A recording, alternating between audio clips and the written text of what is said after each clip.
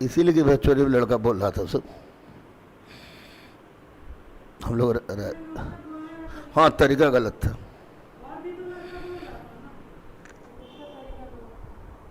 ये बंद हो गई है, फॉर्म भरा चुका है।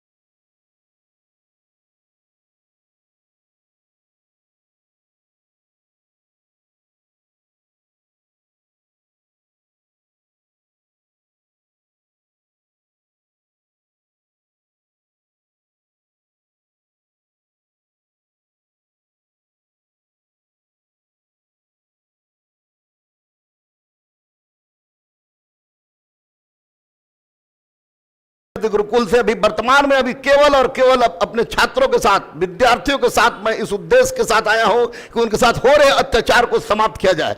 सबसे पहले मैं छात्र और छात्राओं को यह बता दूं, अपनी बेटी और बेटों को, कि डॉक्टर रहमान किसी भी राजनीतिक दल का अगर प्राथमिक सदस्य भी होगा तो बीच खड़े रोड पर उसको फांसी पर चढ़ने के लिए वो तैयार है। मैं छात्रों को गुमराह नहीं, छात्रों के लिए जान देने के लिए मैं तैयार हूं।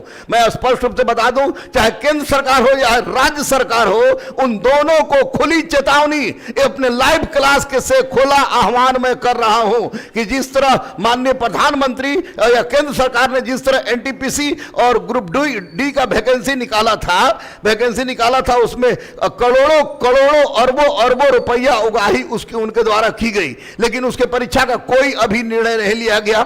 उस दूसरी तरफ ग्रुप डी का वैकेंसी बंद कर दिया गया, एनटीपीसी की बहाली निकाली गई, उसकी वैकेंसी उसकी परीक्षा नहीं हुई, एसएससी की परीक्षा नहीं हुई, और यहां तक कि आप रेलवे का निजीकरण कर रहे हैं, हवाई अड्डा का निजीकरण कर रहे हैं। निसंदेह यह छात्रों के साथ कुठाराघात है, उन्हीं छात्रों के साथ कुठाराघात है जिन छात्रों ने आपको उठाकर गद्दी पर बैठाया था और इस उद्देश्य से कि आप छात्रों के कल्याणार्थ कार्य करेंगे। मैं बारी बारी से एक महत्वपूर्ण बिंदु लेकर छात्रों के पास आ रहा हूं कि सबसे पहली बात कि एनटीपीसी और ग्रुप डी एसएससी, जिसमें आपको एमटीएस और एलडीसी की परीक्षा है, इसमें कम से कम 500 रुपए फॉर्म भरने का रखा गया था, करोड़ों रुपया सरकार के द्वारा उगाही की गई, इसकी परीक्षा नहीं हुई है।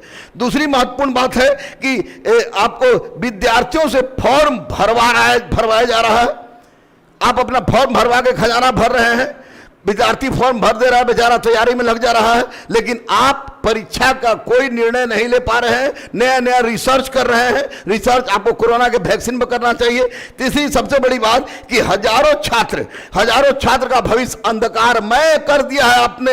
हजारों नहीं, लाखों छात्रों का भविष्य आपने अंधकारमय कर दिया है। और सबसे महत्वपूर्ण बात है कि रेलवे का निजीकरण हो रहा है। रेलवे जो कि सबसे ज्यादा वैकेंसी देने वाला प्लेटफॉर्म है, आपको पूरे हिंदुस्तान में सबसे ज्यादा अगर वैकेंसी किसी से आती है तो रेलवे से आती है। वो आपने रेलवे का निजीकरण करने का प्रयास शुरू कर दिया है। शुरू में तेजस आप चलाए, बोले कि अब बस यूं था, और तेजस के बाद आपने धीरे धीरे आपने निजीकरण प्रारंभ कर दिया, जो कर रहे हैं। दूसरी बात कि आप हवाई अड्डा का, एयरपोर्ट का भी निजीकरण कर रहे हैं। यह बहुत बड़ा कुठाराघात है। उसके बाद एग्जाम का भविष्य में क्या संभावना है, कब लीजिएगा, क्या तिथि है, इसकी कोई गारंटी नहीं है, कोई गारंटी नहीं दिखती है।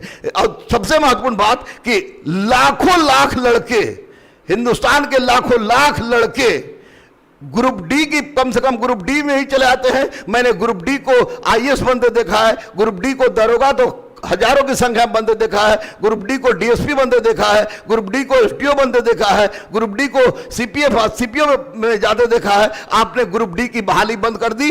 आप पर धिक्कार है सरकार कि आप छात्रों की हित की बात करने वाली सरकार इस तरह की कुकृत्य कर रही है। जब छात्र बिलबिला रहा है बेरोजगारी की आग में, तब आपने ग्रुप डी की बहाली बंद कर दी। उसके बाद आप, ये सबसे महत्वपूर्ण बात कि पिछले डेढ़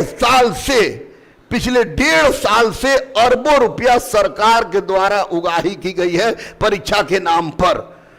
पिछले डेढ़ साल से अरबों रुपया सरकार के द्वारा उगाही की गई है परीक्षा के नाम पर, लेकिन अब तक बहाली की कोई प्रक्रिया प्रारंभ नहीं हुई है। इसे सरकार क्या कहेंगे हम, कि सरकार किस बात को हम कहेंगे कि ये सरकार बहुत बड़ा उपयोगी काम कर रही है। इसलिए 100% सरकार की गलती है। और उसके बाद अब आज का छात्र, मैं आपको स्पष्ट रूप से बता दूं, माननीय प्रधानमंत्री नरेंद्र मोदी जी और माननीय मुख्यमंत्री बिहार सरकार, सबसे स्पष्ट रूप से मैं बता दूं कि आज का छात्र, युवा वर्ग, जिस देश की आबादी का 65% युवा है, ठगा हुआ महसूस कर रहा है। और यह महसूस कर रहा है कि वह किस मगर जाल में फंस गया है। कोरोना से ज्यादा भयावह हो गई है आप लोग की नीति, कोरोना से ज्यादा भयावह हो गई है आप लोग की नीति। और आपने न्यू एजुकेशन पॉलिसी के तहत सीईटी ला दिया। वाह रे वाह, पिछली सारी की सारी वैकेंसी आप फॉर्म भरवा के उसका एक भी परीक्षा आपने नहीं लिया और आपने सीईटी ले लिया। जब तक पिछली सारी वैकेंसी की परीक्षा जो आपने लिया है, वैकेंसी निकाला है, जब तक उसको आप उसकी परीक्षा नहीं ले लेते, रेलवे के निजीकरण बंद नहीं कर देते, ग्रुप डी की बहाली को जो आपने बंद किया है उसको फिर से प्रारंभ नहीं कर देते, तब तक आपको कोई अधिकार नहीं है, कोई नैतिक अधिकार नहीं है कि आप सीईटी या न्यू एजुकेशन पॉलिसी लाके आप छात्रों को दिग्भ्रमित करें। आप स्पष्ट रूप से, मैं आपको बता दूं, अपने लाइव चैनल से बता रहा हूं, फांसी पर चढ़वाना होगा तो चढ़वा दीजिएगा, लेकिन छात्रों के लिए मैं फांसी पर चढ़ने के लिए तैयार हूं। कुछ दिग्भ्रमित छात्र दिग्भ्रमित लोगों के बहकावे में आकर हम पर उंगली उठाएंगे तो अरे अगर तुम्हें खून का चाहिए तो खून का एक एक कतरा हम देने के लिए तैयार है। हमारे अदम्य गुरुकुल के सारे शिक्षकगण देने के लिए तैयार हैं। हमें सरकार से कोई लेना देना नहीं है, तुमसे लेना देना है, तुम्हारे भविष्य से लेना देना है। और साथ ही साथ मैं माननीय मुख्यमंत्री बिहार सरकार नीतीश कुमार से जब डेली चिल्ला रहे हैं कि आप ये कीजिए, 2213 का बहाली निकाला है आपने, और उसमें भी कोरोना पीड़ित जो छात्र है, कोरोना से के कारण जो छात्र पार्ट 3 का एग्जामिनेशन दे पाने में सफल नहीं हो पाए, उनको परीक्षा से वंचित रखा है। तो अगर आप में इंसानियत है और छात्र के प्रति आप वास्तव में लालायित है, छात्र के भविष्य को आप बनाना चाहते हैं, तो आपको चाहिए कि आप बच्चों को आप ये 2213 बहाली के लिए कोरोना के कारण जिनका पार्ट 3 ईयर का परीक्षा छूट गया है, उसको भी आप पेयरिंग के रूप में उनको अलाउ कीजिए। और सबसे महत्वपूर्ण बात कि बिहार की सरजमी हो या केंद्र की सरजमी हो, हर जगह यह आवाज उठती है परीक्षा के बाद। आप तरह तरह का नियम निकाल लेते हैं कि मोबाइल नहीं ले जाना है, ये नहीं ले जाना है, वो नहीं करना है, जैमर लगा हुआ है, फलाना लगा हुआ है। उसके बावजूद भी प्रश्न पत्र का फोटो खींच के बाहर आता है। यह निकम्मापन है, यह सरासर असफलता है सरकार की, सिस्टम की, व्यवस्था की। और इसमें बेचारा पढ़ा लिखा ईमानदार छात्र पिसता है। और याद रखिएगा, जब जब छात्र के मन में आक्रोश बढ़ती है तो यह आक्रोश क्रांति का रूप धारण करती है। और हम सरकार बना सकते हैं, तो सरकार गिराने की क्षमता भी हम छात्रों के ऊपर है, युवाओं के ऊपर है। इसलिए माननीय मुख्यमंत्री बिहार सरकार हो या माननीय प्रधानमंत्री केंद्र सरकार, युवाओं के भविष्य के साथ खिलवाड़ मत कीजिए, क्योंकि युवाओं के भविष्य के साथ खिलवाड़ अगर होगी तो सिस्टम हिल जाएगी। और रही बात आंदोलन की, तो आप मनीष यादव को आप भेज सकते हैं, मनीष यादव को आप भेज सकते हैं जेल। उसी तरह के छात्र नेता पर बीपीएससी का रिजल्ट, आप असिस्टेंट का रिजल्ट निकला, वहां बच्चा डिमांड करने गया तो लाठी से पढ़ने वाले लड़के को लाठी से मार के, बच्चियों को लाठी से मार के बंद कर सकते हैं। केस फौजदारी का धमका दे। यह इमरजेंसी लागू हो गया है क्या? इमरजेंसी लागू हो गया है क्या?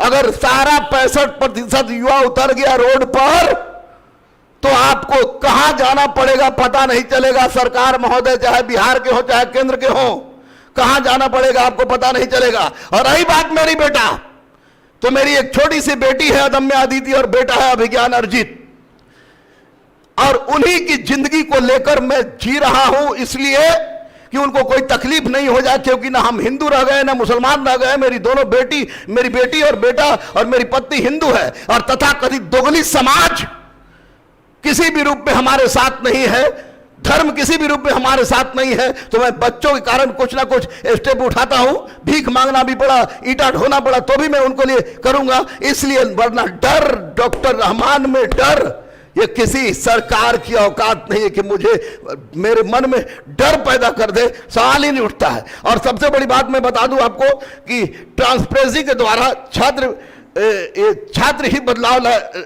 लाए। जरा पहचानो, सभी एडवर्स को केंद्र से राज्य तक शासन चला रहे हैं।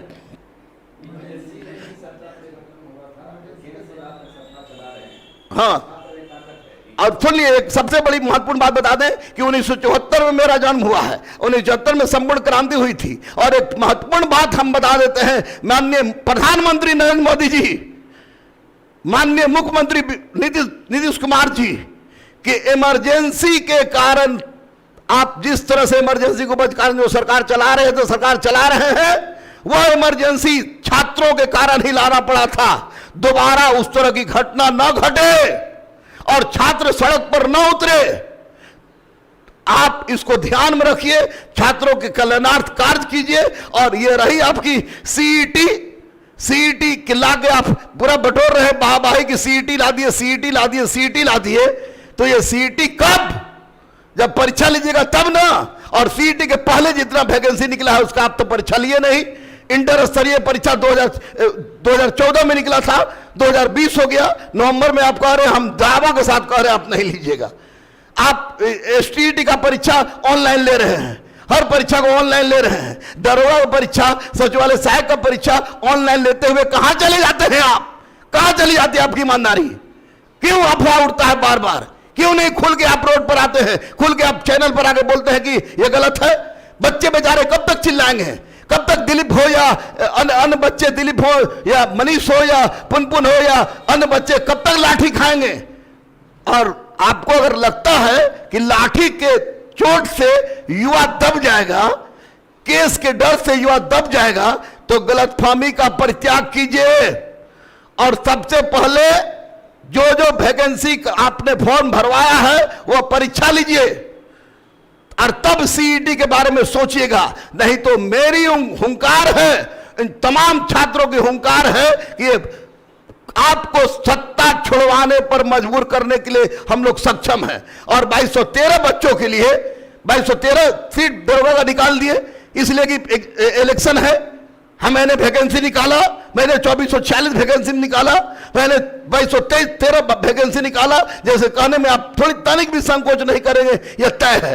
लेकिन कोरोना के कारण लाखों लाख लड़के आपको परीक्षा देने से वंचित रह गए। उनके बारे में क्या किया आपने?